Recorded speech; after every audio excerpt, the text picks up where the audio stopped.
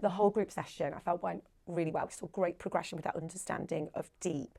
It was lovely to hear the interest when they looked at the picture of the whole and they had all these different ideas of what could be there, and the concept that actually it's deep but it may go somewhere as well, which was really nice to see. We're finding more of the children are confident to share their ideas, which is what we really like.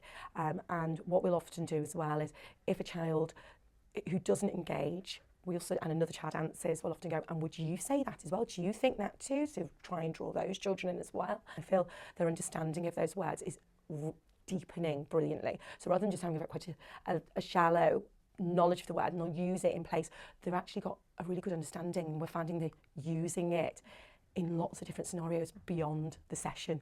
So during their play, during just our general activities, and they'll also come to say, that's our special word, and they'll be able to give us an example often of those special words. So yeah, it's really good that the sessions did go well and we've enjoyed it.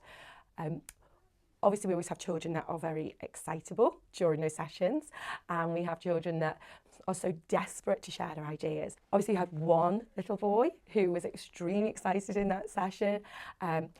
He's quite an interesting little character because up to this point, really to the halfway through last week, we know he's been understanding what's being said, and we know his receptive language is good, because when you do talk to him quietly, he's got lots of language, but he's not engaged in the sessions particularly well up to now. So he's just sort of sat and fiddled with his fingers.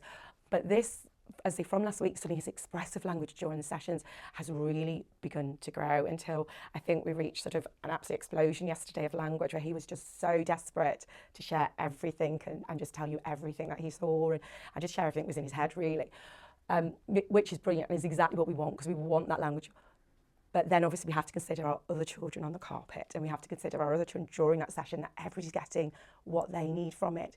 So it's then teaching those next steps as well, to say, right, brilliant, you've received the language, brilliant, you can express the language, but now we need to take turns. He needs to listen, he needs to listen for the next question to make sure he's answering appropriately, and listen to his friends as well, listen to those other children speaking. So now you need to learn to wait, you need to regulate, wait for the next question, make sure you're answering appropriately.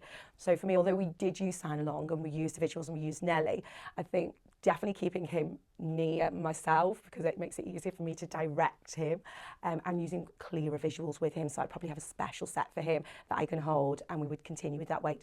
And beyond those whole groups as well, we'll do that as well during our continuous provision play. We might do little play groups with him where he'll practice all those skills alongside his friends. So all of our children are ready for those whole group sessions, and we know that they're able to get the most out of them every single time. And then hopefully, if any child that has that struggle, has that learning need, we'll all be ready then to get the most out of it, and everybody, will just be amazing learners and know all their special words, and just be fantastic listeners.